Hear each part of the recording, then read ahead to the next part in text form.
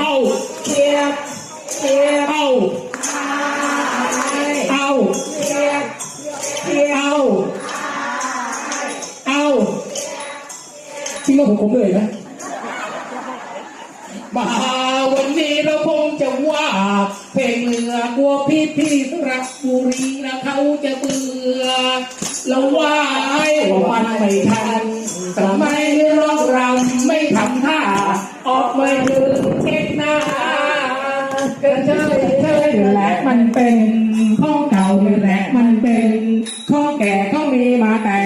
โบราณประเมิน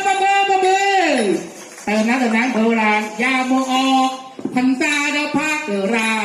จากเส้นเข้าเสือทอดเก่งมากประเมินทั่วแคว้น